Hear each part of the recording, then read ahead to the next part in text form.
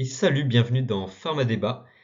Je suis Pata Félix et si je ne m'abuse, c'est votre deuxième vidéo de pharmacie puisque vous avez déjà eu les plantes avec ma cotute Mélanie. De mon côté, je vais m'occuper dans cette vidéo d'une partie du cours des opérations pharmaceutiques et dans une autre, la chimie thérapeutique, partie 2, donc conception du médicament, partie 2. En tout cas, aujourd'hui, je vais avoir le temps de traiter uniquement la stérilisation et la dissolution. Malheureusement, je ne vais pas pouvoir voir avec vous l'obtention d'une eau pharmaceutique ou encore le conditionnement aseptique, mais vous pourrez les retrouver en forme de fiches sur les centres de téléchargement. Donc, je ne vais pas trop vous faire chier, je ne vais pas faire de QCM sur ça puisque je ne l'aurais pas traité à cette tutre rentrée. Donc, pas de QCM sur ces deux cours à l'examen blanc. Sinon, au niveau des cours, l'As 2, l'As 3, j'ai repris les cours des années précédentes, donc normalement rien ne devrait changer. Et pour les l'As 1, je me suis aussi basé sur ces mêmes cours en espérant que rien ne change, même si ça ne devrait pas être trop le cas puisque la pharmacie est une matière fossile, vous le verrez dans les annales. Allez, c'est parti. Alors, je n'allais pas commencer le cours sans m'attarder un peu sur cette magnifique image qui présente la chaîne du coup Pharmadébat lors de ce moment historique du débat de Marine Le Péniche et Emmanuel Macron. Je tiens à signaler que toute ressemblance à un fait réel est une pure coïncidence. Allez, c'est parti, on commence. Alors, on va commencer par traiter la stérilisation. Or, la stérilisation, c'est quoi?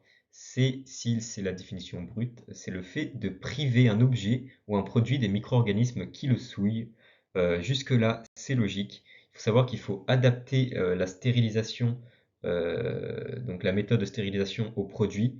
Donc, par exemple, en fonction de sa consistance, il est solide, liquide, sensible.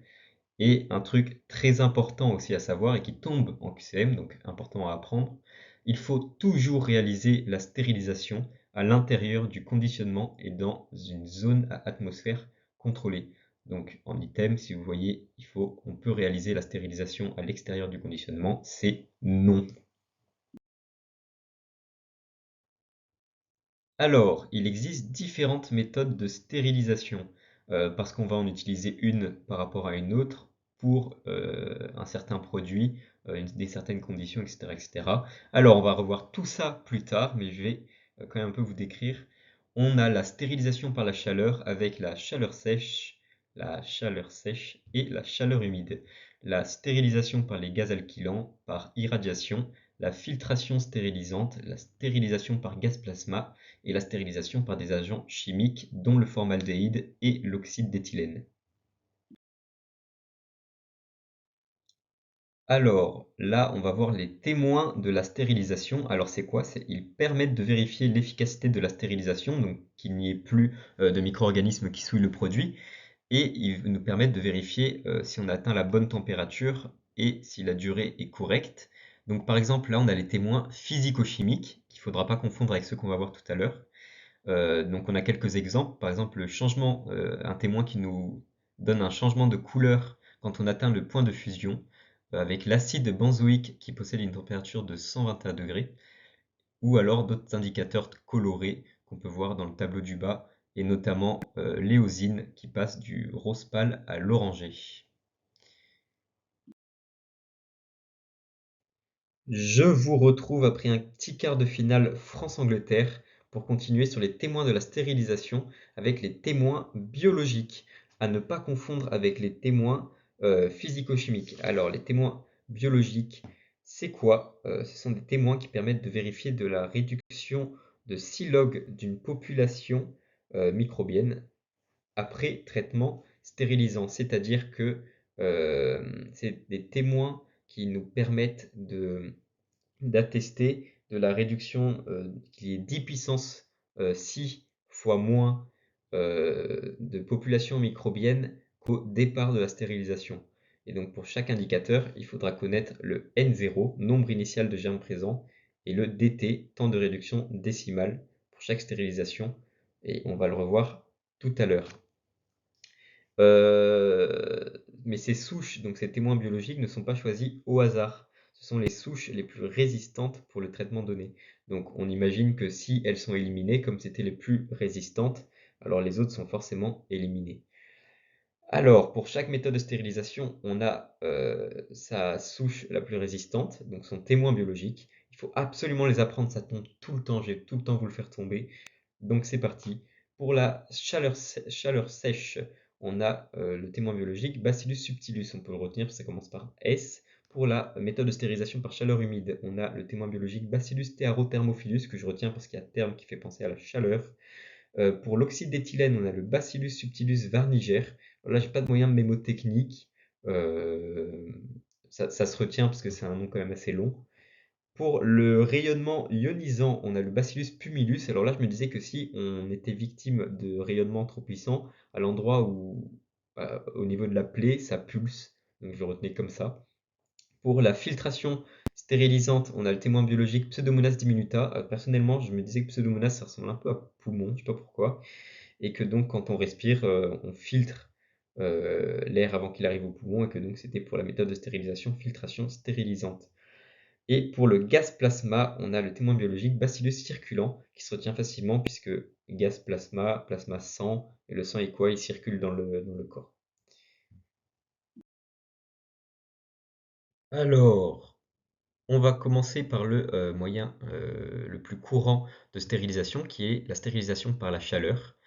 Avant de voir les différentes stérilisations par la chaleur, qui sont la stérilisation chaleur humide et chaleur sèche, là on fait une introduction générale, et c'est une méthode de choix si le produit le supporte, car c'est la méthode la plus efficace et la plus sûre.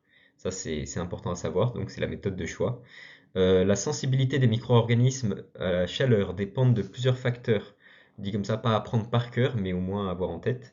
De l'espèce microbienne, de la forme, de la durée du traitement, du nombre de germes avant traitement, donc le fameux N0, de la température et du milieu de développement des germes.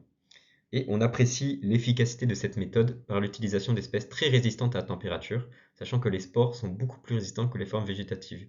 Donc en gros, si après la stérilisation on a réussi à éliminer les spores, c'est-à-dire donc il ne va plus y avoir de formes végétatives, et surtout que si c'est l'espèce, donc dans notre cas c'est le Bacillus stearothermophilus ou alors le Bacillus subtilus selon si c'est la stérilisation par la chaleur humide ou sèche, si ces espèces sont éliminées, comme c'est les plus résistantes, toutes les autres aussi.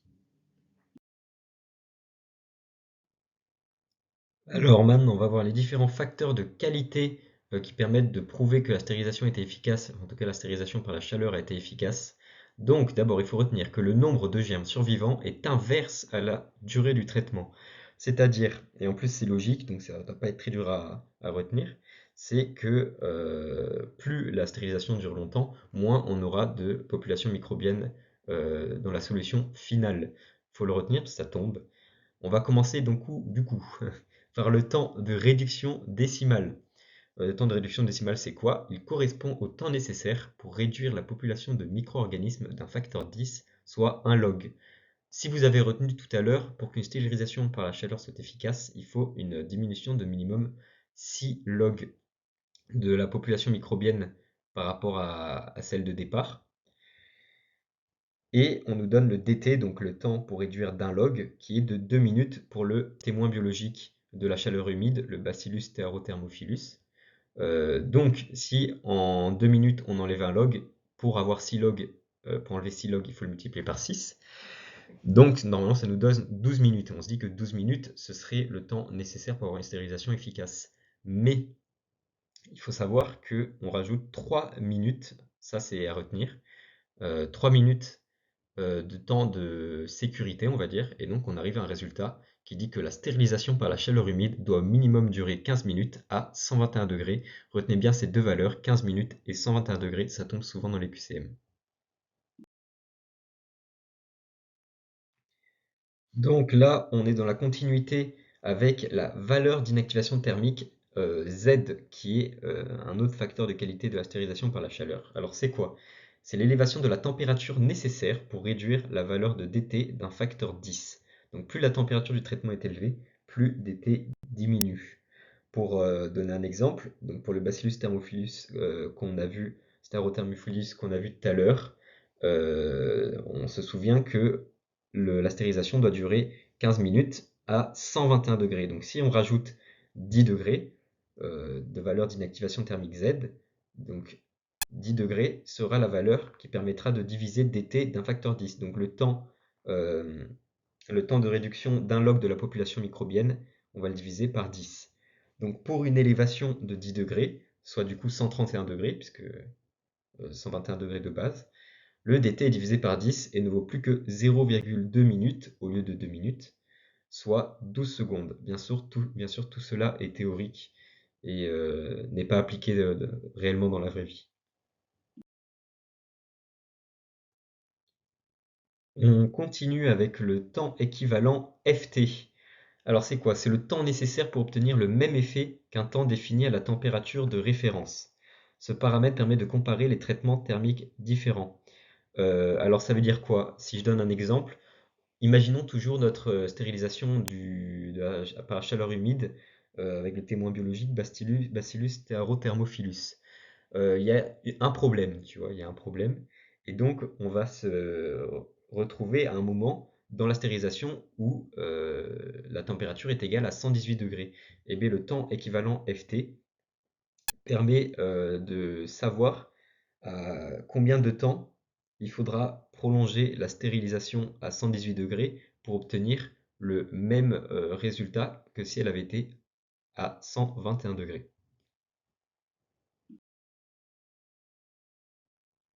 Alors, on continue avec la valeur stérilisatrice F de T, qui est un autre facteur de qualité de la stérilisation par la chaleur, et le dernier qu'on verra. Alors, je vais lire la définition. C'est la somme des effets stérilisants sur l'ensemble du cycle de stérilisation. Elle permet de vérifier si la stérilisation a été efficace ou non. Bon, les professeurs ne rentrent pas trop dans les détails, donc c'est pas très clair. Ce qu'il faut retenir absolument, c'est qu'en gros, on prend les facteurs de tout à l'heure, on fait un petit mélange et on se dit, ok, s'il y a une élévation de la température de 10 degrés, mais que la température est à 121 degrés, bon bref, il faut retenir que ça donne un F0 et que ce F0 doit être au minimum de 8 minutes pour que la stérilisation soit dite efficace.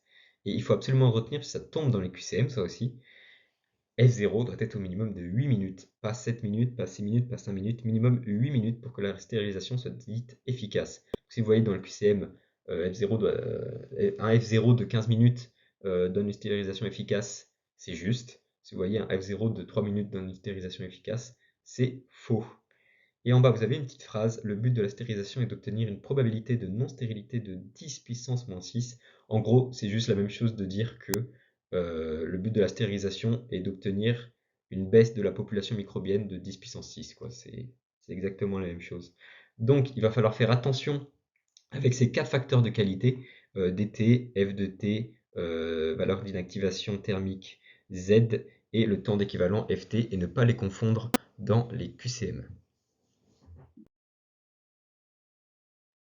Donc, là, on va rentrer dans le vif du sujet avec la première méthode de stérilisation qui est la stérilisation par la chaleur humide, dont le témoin biologique est, comme on l'a vu depuis tout à l'heure, le Bacillus thermophilus, qui n'a pas changé, qui ne changera pas et qui tombera. Je vous ferai tomber ça avec tous les autres témoins biologiques des autres méthodes de stérilisation à tous les DM, séances tut ou presque tous les examens blancs. Parce que ça tombe tout le temps, chaque année, et depuis maintenant pas mal d'années, vous verrez dans les annales. Donc, la stérilisation par la chaleur humide est une méthode de choix. Donc c'est la méthode de choix qu'il faut retenir. Grâce à son efficacité, l'innocuité de son procédé, ses températures relativement basses, que je ne trouvais pas forcément relativement basses en P1, mais qui dans le domaine scientifique apparemment le sont, donc 120 et 140 degrés. On va avoir une maîtrise des moyens de contrôle de cette stérilisation par la chaleur humide, et ça va passer par le contrôle de la qualité de l'eau, qui est traitée pour éviter impureté et entartrage, la qualité de la vapeur, où il faut purger le système pour éviter les poches d'air, le titre de vapeur saturée, important ça tombe, qui doit être de 99%, sachant que le titre de vapeur saturée, c'est le poids de la vapeur sur le poids d'eau liquide.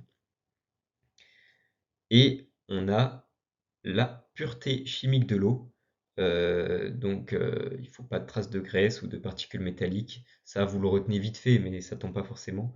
Alors que le titre de la vapeur saturée, il faut bien retenir que ça doit être de 99% et que c'est bien le poids de la vapeur sur le poids de l'eau liquide. Alors, la stérilisation par la chaleur humide, toujours celle-là, est un cycle de stérilisation qui est composé de 4 phases. On a la première phase qui est une phase de vide avec l'élimination de l'air.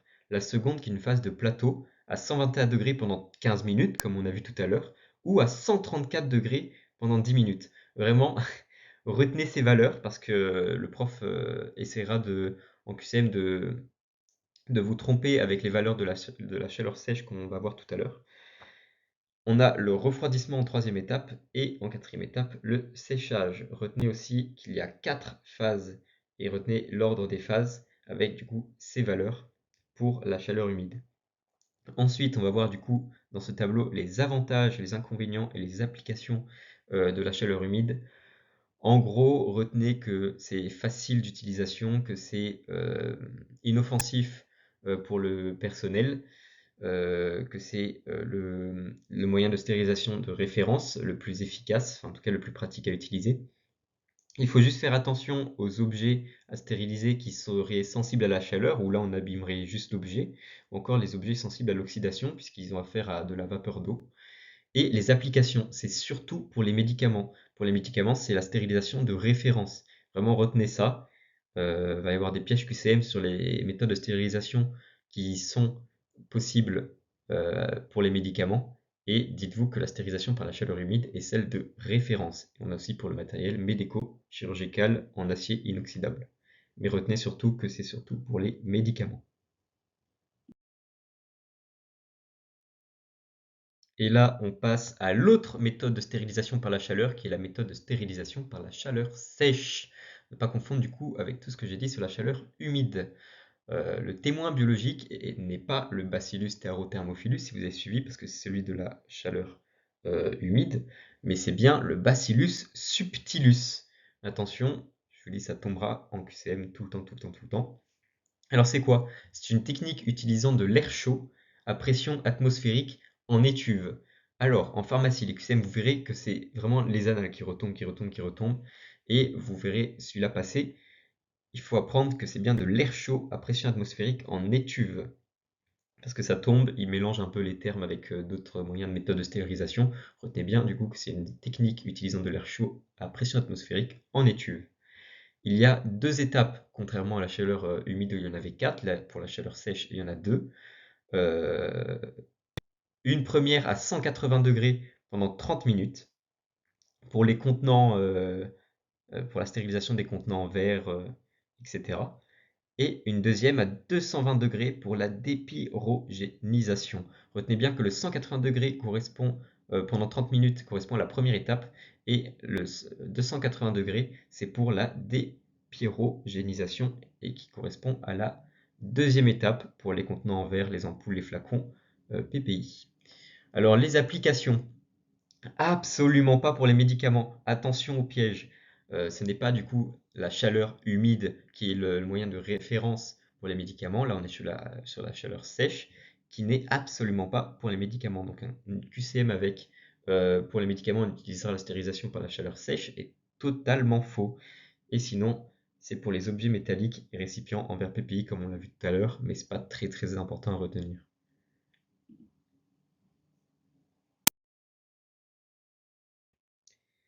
Alors, on fait la transition avec maintenant la filtration stérilisante. Donc, on sort totalement de la stérilisation par la chaleur.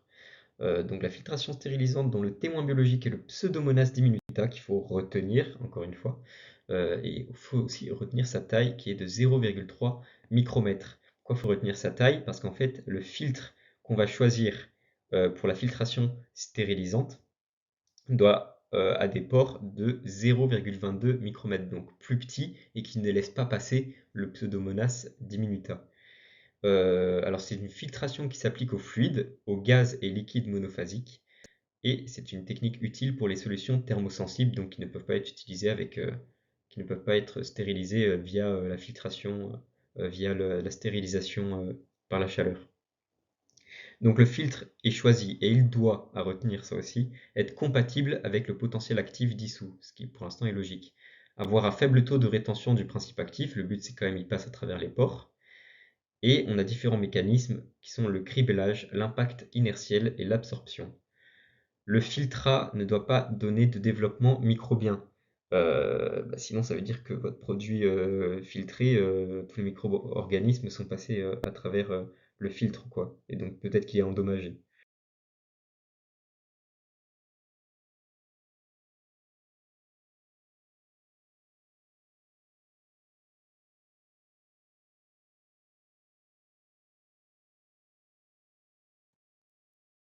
Alors là, je vais un peu accélérer.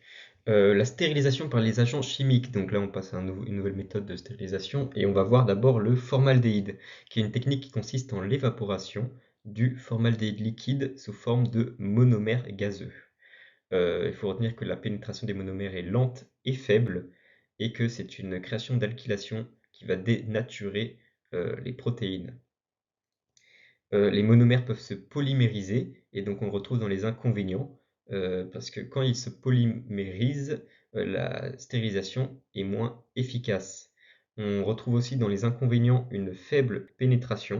Donc il faut retenir que le formaldéhyde a une faible pénétration et une polymérisation des monomères qui la rend moins efficace. Et il faut aussi retenir absolument que le formaldéhyde n'est pas une méthode de stérilisation faite pour les médicaments. Elle n'est absolument pas pour les médicaments. On passe à l'autre méthode de stérilisation par des agents chimiques qui est l'oxyde d'éthylène. Alors, son témoin biologique, c'est le Bacillus subtilus var niger, si vous vous en rappelez. C'est un gaz inodore, très réactif, inflammable, explosif. Donc on va abaisser ce risque d'explosion avec des gaz inertes, soit le diazote ou alors le dioxyde de carbone. Il faut retenir bien sûr que c'est ça, il y a des pièges dessus, donc le diazote ou le dioxyde de carbone. Il a une excellente pénétration, contrairement à son homologue, le formaldéhyde qu'on a vu tout à l'heure. Et ces paramètres d'efficacité sont la concentration en oxyde d'éthylène qui dépend de la température, de la nature de l'objet, du temps de contact. Il faut retenir sa température qui se situe entre 37 et 60 degrés, donc un peu comme le formaldéhyde, quoi, qui était à 50 degrés, même si je n'en ai pas parlé tout à l'heure. Mais là, ce qu'il faut retenir absolument, c'est que c'est pas à température ambiante, parce qu'il y a des items de QCM où c'est écrit l'oxyde d'éthylène est une méthode de stérilisation à température ambiante. C'est faux, c'est de 37 à 60 degrés. Et on demande une humidité relative lors de la stérilisation pour qu'elle soit plus efficace, parce qu'elle favorise l'alkylation.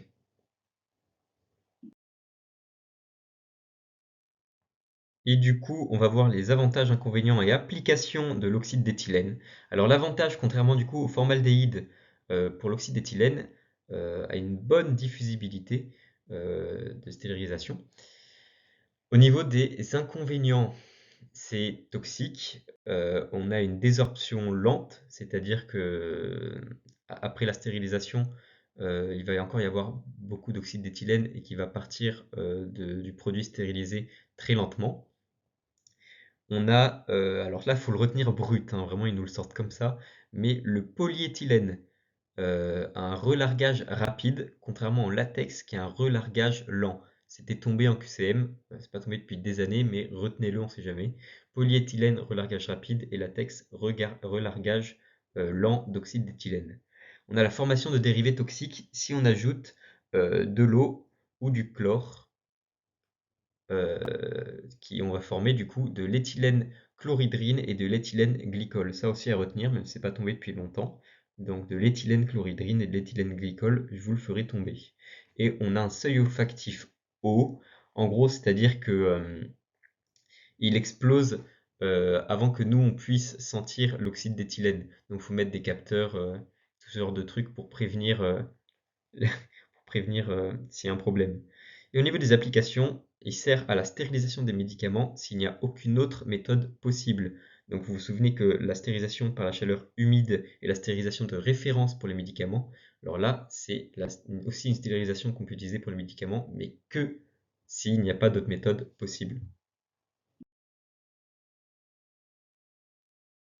Alors là, on a la stérilisation par les rayonnements ionisants, dont le témoin biologique, et c'est toujours aussi important à retenir, parce que ça va tomber, et le Bacillus pumilus. Donc le Bacillus pumilus est le témoin biologique de la stérilisation par les rayonnements ionisants. Vous vous rappelez, ça pulse.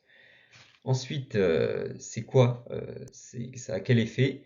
Ça va former des radicaux libres instables qui provoquent l'oxydation des bactéries et donc leur mort, on va dire. C'est une action cumulative et proportionnelle à la dose, donc là aussi c'est logique. Plus on va avoir des rayonnements ionisants puissants, moins on va avoir de populations microbiennes survivantes au final. On a deux sources irradiantes, donc ça à bien retenir parce que ça tombe souvent, le 60 cobalt et le 137 césium. À ne pas confondre 60 césium ou 137 cobalt, c'est bien 60 cobalt et 137 césium. Les rayons gamma sont les plus utilisés car les plus pénétrants, ça aussi ça tombe souvent. Et l'énergie apportée doit être inférieure à 5 mégaélectronvolts pour ne pas créer de radioactivité induite. Attention, ça tombe souvent ça aussi, donc retenez 5 mégaélectronvolts.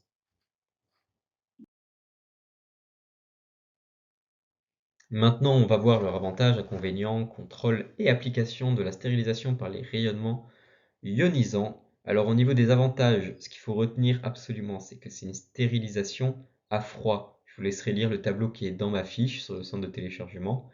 Là, je dois aller assez vite. Au niveau des inconvénients, on peut modifier quelques propriétés physico-chimiques des médicaments ou matériaux. Donc déjà, retenez qu'on peut utiliser la stérilisation par le rayonnement ionisant, qui est une stérilisation à froid pour les médicaments. Et au niveau du contrôle, on va contrôler les rayonnements et leur intensité. Pour les applications, du coup, comme j'ai dit, on peut l'utiliser pour les médicaments avec radiostérilisation, les antibiotiques à risque d'hydrolyse. Donc voilà, il faut retenir qu'on peut utiliser la stérilisation par les rayonnements ionisants pour certains médicaments avec radiostérilisation ou antibiotiques à risque d'hydrolyse. Après, on peut aussi l'utiliser pour d'autres choses, mais ce n'est pas le plus important. Alors là, on va parler de la stérilisation par le gaz plasma, dont le témoin biologique est le bacillus circulant. Retenez bien le bacillus circulant et pas autre chose. Pourquoi? Parce que le plasma sans sang circule, donc bacillus circulant. Ça, c'est le moyen mnémotechnique que je vous ai donné tout à l'heure. Alors, un cycle est composé de 5 phases, à ne pas confondre avec les 4 phases de la chaleur humide, ou encore les 2 phases de la chaleur sèche. Pour la stérilisation par le plasma, le cycle est composé de 5 phases. Une première phase de vide, une seconde d'injection de peroxyde d'hydrogène, une troisième de diffusion du peroxyde d'hydrogène, une quatrième qui est une phase plasma où le gaz est ionisé, et une cinquième et une dernière avec le retour à la pression atmosphérique. Alors dans ma tête, je m'imaginais une petite histoire. Je crois que c'était un astronaute qui dans son casque, on lui mettait une phase de vide, puis on lui injectait du peroxyde d'hydrogène, qui ensuite se diffusait, etc., etc. C'est une stérilisation qui se fait à basse température. Le mélange de gaz n'a pas d'effet sporicide tant qu'il n'est pas activé, donc à l'état de plasma, c'est-à-dire qu'en gros, il n'aura pas d'effet, enfin, il ne pourra pas tuer les microbes, quoi, tant qu'il n'est pas à l'état de plasma. Il faut retenir que la température de la stérilisation par le plasma est inférieure à celle de l'oxyde d'éthylène. Bon là, c'est marqué 55 degrés, mais on a vu tout à l'heure que l'oxyde d'éthylène, c'était de 37 à 60 degrés. Voilà, c'est marqué 55, mais il faut surtout retenir que la stérilisation par le plasma est inférieur au niveau de la température à celui de l'oxyde d'éthylène.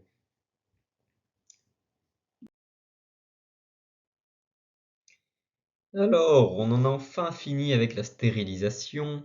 Si je devais faire un récap vite fait, retenez les témoins biologiques absolument. Chaque fois que je vous ai dit que ça tombait en QCM, il faut l'apprendre par cœur. On ne peut pas y échapper. Pour le reste, en tout cas pour le reste, apprenez. En tout cas, ma méthode de révision, c'était de tout apprendre par cœur. Et après, je faisais les annales, les annales, les annales. Je voyais ce qui tombait. Je voyais sur quoi on voulait m'entraîner au niveau ce que les tuteurs faisaient tomber aussi. Et j'affinais mes révisions à ce niveau-là, mais il faut quand même tout apprendre au début parce qu'on ne sait jamais si les profs font une folie. Hashtag la biocelle l'année dernière. Donc là, on va passer aux stratégies de solubilisation.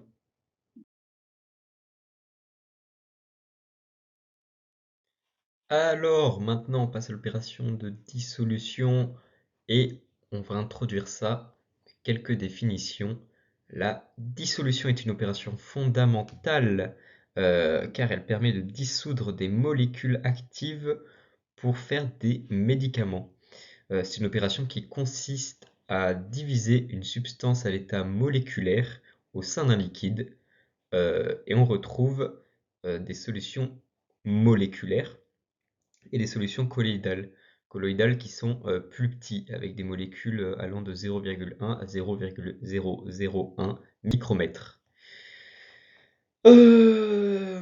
Alors, les micelles sont des associations de molécules de tensioactifs. Alors, pour faire simple, une molécule de tensioactif est sous forme de monomère. Et ces molécules peuvent s'associer de façon sphérique, ce qui permet d'obtenir des micelles. On en a deux types. La micelle directe, avec un centre hydrophobe et une périphérie hydrophile. Donc là, on peut voir tous les petits tensioactifs avec leur petite tête hydrophile et leur petite queue hydrophobe qui s'associent pour former cette micelle. Et on a les micelles indirectes, où là c'est l'inverse, où là les têtes elles vont être au milieu, donc le milieu sera hydrophile et les queues en périphérie, et la périphérie sera hydrophobe.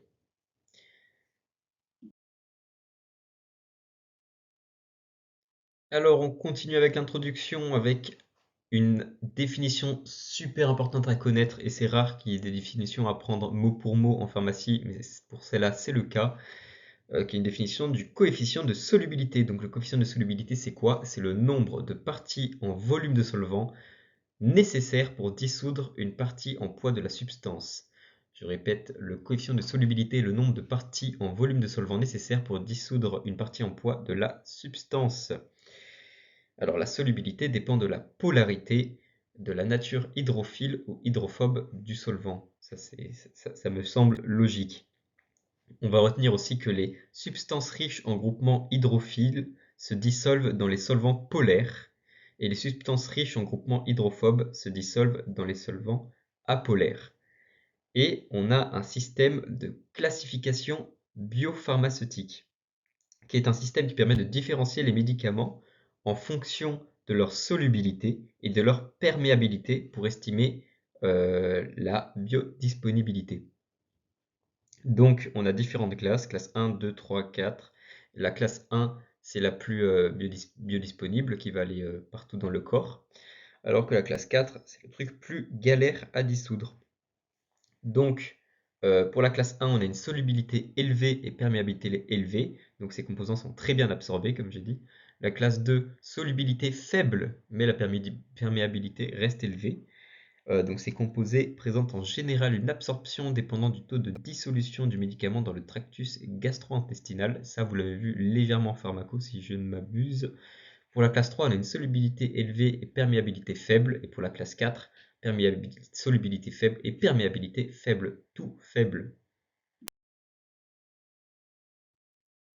Donc, en gros, quand on continue avec la Biopharmaceutics Classification System, comme disent les Anglais, donc BCS, comme on a vu tout à l'heure, on obtient ce petit tableau graphique et on peut voir que lorsqu'on a affaire à des molécules de la classe 2, un développement galénique sera nécessaire pour augmenter la solubilité du médicament. Donc là, je ne sais pas si vous voyez bien, mais écrit développement galénique, alors que pour la classe 3 et 4, il faudra faire un développement chimique pour optimiser la solubilité et la perméabilité. Donc dites-vous que c'est quand même assez galère euh, de faire ça par rapport à la classe 2 où il suffit juste d'un développement galénique, donc la forme du médicament quoi, et la classe 1, c'est déjà tout parfait.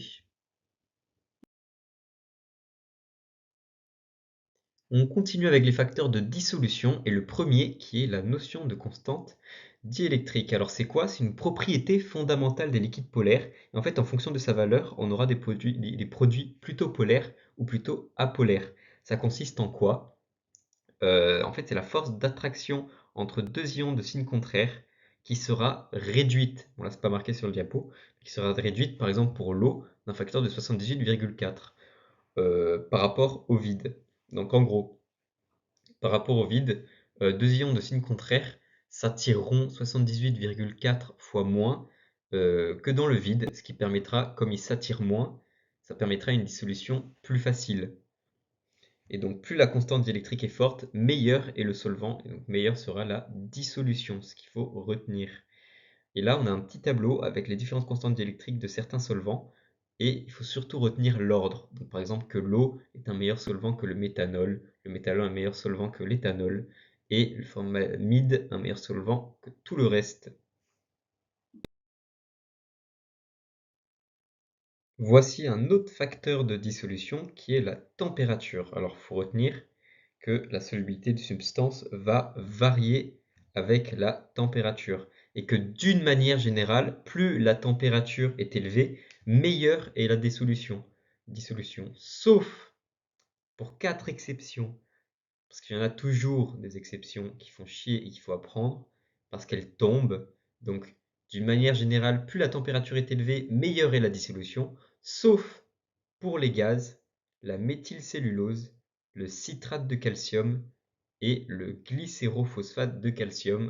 Attention, retenez bien ça, je le ferai sûrement tomber.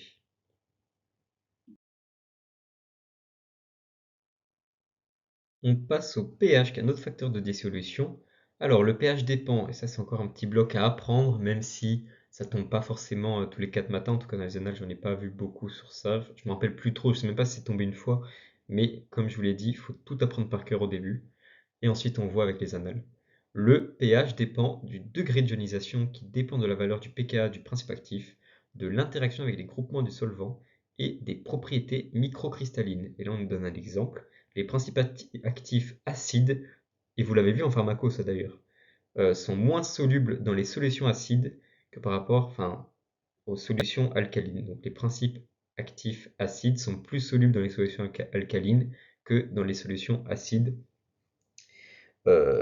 car les espèces chimiques non dissociées prédominantes ne peuvent pas avoir les mêmes interactions avec les molécules d'eau que les formes ionisées rapidement hydratées. Voici un autre facteur de dissolution qui du coup modifie l'efficacité de la dissolution, qui sont les polymorphes. Pour une molécule, on peut retrouver euh, plusieurs formes qui se traduisent par des polymorphes. Donc on peut retrouver une structure cristalline qui, faut retenir qu'elle est très organisée, donc une structure cristalline est très organisée, contrairement à une structure amorphe qui, elle, est pas du tout organisée. Il faut aussi retenir que pour une molécule, on peut avoir plusieurs structures amorphes. Et comment ça se fait qu'on puisse avoir pour une molécule plusieurs structures? Alors cela dépend euh, de la température, de la pression, de la conservation et des conditions de fabrication qu'ont subi ces différentes molécules.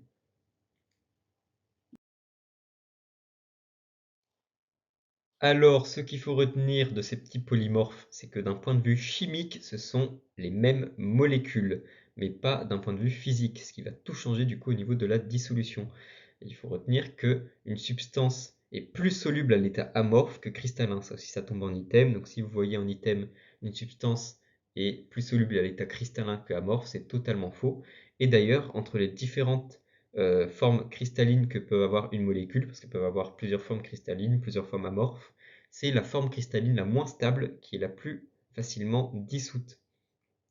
Et le polymorphisme provient du traitement de la molécule initiale, donc ce que je vous ai dit tout à l'heure, la pression, température, conditions de conservation et de fabrication, si je ne me trompe pas.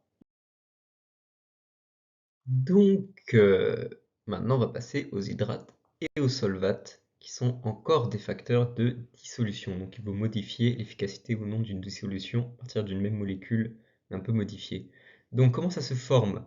Ça se forme pendant la synthèse, la fabrication et le stockage de la forme pharmaceutique. C'est pendant la cristallisation, les molécules de solvant se combinent avec le produit pour former des liaisons plus ou moins stables qui permettent la formation de solvates. Donc on va avoir un mélange entre les molécules de solvant qui euh, se mélangent, on va dire, tu vois, avec le produit. On va avoir des propriétés donc différentes par rapport à la forme anhydre de départ. Ce qu'il faut retenir en fait, c'est que la dissolution est plus rapide à partir de la forme anhydre, donc sans le mélange, qu'à partir de la forme hydratée d'un même principe actif. Sauf, parce que bien sûr il y a toujours des exceptions, pour les corticoïdes et pour les tétracyclines. Et là on nous donne un exemple de fluorocortisone, qui du coup sera plus facilement dissoute sous sa forme solvatée plutôt que sous sa forme anhydre, ce qui normalement n'est pas le cas, mais du coup c'est une exception. Et il faut bien le retenir, ces petites exceptions, parce que ça tombe en QCM. Donc en QCM, on retient que normalement, c'est la forme anhydre qui est plus facilement dissoute que la forme solvatée, sauf pour les corticoïdes et les tétracyclines. Et on passe à la dernière partie des facteurs de dissolution qui sont les adjuvants. Les adjuvants, c'est quoi? C'est des substances ajoutées euh, qui vont modifier la solubilité de la molécule de départ.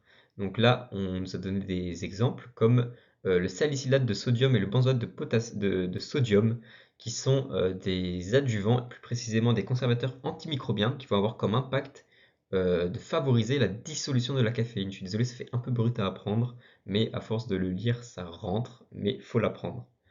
Sinon, on peut retourner avec nos tensioactifs qu'on a vu tout à l'heure, qui vont former des micelles et qui vont pouvoir accueillir donc dans les micelles directes, donc tête hydrophile en périphérie qui se dissolvent rapidement dans l'eau du coup, et au milieu leur centre hydrophobe qui vont pouvoir accueillir des principes actifs hydrophobes à l'intérieur et donc faciliter la dissolution. Bon, en gros, pour les adjuvants, il y a un énorme exemple que donne le professeur, mais il y a un énorme exemple qui a lui-même un exemple. Donc c'est exemple pour exemple, c'est un peu Inception le truc. Et je voulais un peu épargner pour la petite rentrée. Ce sera dans ma fiche. Donc, si vous voulez vous avancer, mes fiches sont complètes. Normalement, s'il n'y a pas de changement de cours. Donc vous pouvez dès maintenant aller vous avancer, mais je ne vous ferai pas trop chier lors du premier examen blanc sur ça. Donc, j'ai mis les informations essentielles. On retrouve le DTA ou encore les cyclodextrines comme adjuvants. Les cyclodextrines, sous leur forme bêta, forment des inclusions avec une molécule haute, puisque très riche en groupements hydroxyle, ce qui va former une pseudo-solution. Donc un peu le système des micelles, on pourrait le comparer à ça, même si c'est pas la même chose. Ce qui va augmenter du coup la solubilité, la dissolution et la perméabilité du principe actif. Et voici l'exemple dans l'exemple. On nous montre une cyclodextrine en particulier, qui est la 2-hydroxylpropyl bêta-cyclodextrine, qui est utilisée comme agent de solubilisation pour augmenter la solubilité de la progestérone. Je vous dis, je ne vais pas trop vous faire chier maintenant sur ça au premier examen blanc et dans les premiers DM, mais c'est sur la fiche et il va falloir malheureusement l'apprendre puisque c'est une nouvelle partie et même si les profs sont fans d'anal, les nouvelles parties, il risque d'y avoir des QCM. On va, on va maintenant parler de l'optimisation de la solubilité, avec en première partie les solvants et les salifications. Alors, le choix du solvant peut être intéressant pour solubiliser une molécule. On va utiliser un mélange de solvants avec une polarité, une dissociation électrolytique différente en tenant compte de la constante diélectrique du solvant. En formant un sel de la molécule de départ, donc là c'est la salification, on va augmenter la solubilité. On a un exemple, la tétracycline, qui est très peu soluble dans l'eau, mais si on la transforme en sel donc de chlorhydrate de tétracycline, on va améliorer sa solubilité. Et enfin, on a la version optimale, quoi, on ne peut pas faire mieux avec la tétracycline, qui est le sel de phosphate de tétracycline, qui est encore plus soluble. Donc retenez surtout que le phosphate de tétracycline est plus soluble que le chlorhydrate de tétracycline, qui est lui-même plus soluble que la tétracycline tout seul, qui n'est pas très soluble. Donc la salification permet une augmentation de la solubilité, c'est important, ça tombe au QCM. Je ferai des pièges avec. La salification permet une augmentation de la solubilité, et retenez cet exemple. On va avoir un autre moyen d'optimisation de la solubilité qui sont les eutectiques et les solutions solides. Alors c'est quoi? Un eutectique est un mélange solide de deux substances dont le point de fusion est généralement inférieur au point de fusion des substances isolées. Alors ça consiste en quoi? Imaginons on a deux molécules, donc là on a un exemple avec la crème EMLA qui est un analgésique qui est un mélange de lidocaïne et prilocaïne. Pris à part, la lidocaïne et la prilocaïne ont un point de fusion assez élevé qui n'est pas forcément le même, mais les deux ont un point de fusion assez élevé. En les mélangeant, donc au point eutectique, en les mélangeant, on va obtenir une molécule, donc un eutectique, le mélange des deux, avec un point de fusion moins élevé que s'ils étaient tout seuls. Donc au point eutectique, les deux composants cristallisent simultanément lors du refroidissement. C'est vraiment un mélange des deux molécules. Ils sont composés d'une matrice très hydrosoluble et d'une substance peu soluble, et au contact de l'eau ou d'un liquide biologique, la matrice se dissout rapidement, libérant le pA à l'état moléculaire, le pA le principe actif, qui permet une augmentation de la vitesse de dissolution, donc ce qu'il faut absolument retenir, donc de la vitesse d'absorption. Donc un eutectique augmente la vitesse de dissolution et d'absorption. On termine l'optimisation de la solubilité en parlant des esters, qui sont des cas particuliers parce que pour une fois, il n'y a pas d'augmentation de la solubilité, il y a même une baisse de la solubilité, donc attention au QCM, mais ils permettent de traiter les patients tout en ne donnant qu'une seule dose qui va se prolonger dans le temps via la formation du coup de ces esters. On va modifier la solubilité et la vitesse de dissolution de certains principes actifs en retardant la dissolution. Donc l'estérification, attention, c'est pas une augmentation de la solubilité, mais au contraire une baisse de cette solubilité pour retarder ou prolonger l'action de certains principes actifs dans l'organisme, à retenir et à ne pas tomber dans le piège. Alors là, pour les opérations de dissolution, on va commencer par la notion de vitesse de dissolution. Je ne vais pas trop en parler de cette partie-là parce que c'est pas forcément des choses nécessaires à savoir en toute rentrée. C'est peut-être un peu beaucoup. Vous aurez le temps de le voir plus tard en peaufinant vos cours. Du coup, on va passer vite fait sur la loi de Noyes et Whitney qui nous donne la vitesse de dissolution. Elle est là, c'est égal, la vitesse de dissolution est égale à la constante qui dépend de nombreux facteurs dont la température, la viscosité, donc K quoi, fois S, fois CS moins CT. Vous aurez le temps de le voir au cours de l'année dans ma fiche. On finit enfin, alors pour cette partie que comme je répète, n'est pas ce sur quoi je vais le faire le plus chier, donc je vais y aller assez rapidement. On termine sur les différentes dissolutions. Alors il y en a deux, il y a la dissolution complète avec cet exemple de mise en solution qui est un cas de dissolution complète. Le principe actif est à l'état moléculaire en solution et à la fin nous n'avons qu'une seule phase, contrairement à la dissolution extractive. On parle de l'extraction par le solvant de certaines parties de la drogue, vous l'avez sûrement vu en pharmacognosée avec Mélanie ou alors vous le verrez dans vos révisions. C'est le solvant qui réalise une dissolution extractive et on va laisser de côté certaines substances qui ne nous intéressent pas. On va choisir seulement les actifs qui ont des intérêts thérapeutiques. Voilà, je ne vais pas trop vous faire chier sur cette partie, sachant que là en plus il y a des exemples de dissolution extractive que vous pourrez aller voir dans la fiche. Et moi, j'ai fini mon cours. Je vous fais plein de gros bisous. Je vous vois après pour du coup la vidéo sur la chimie thérapeutique numéro 2.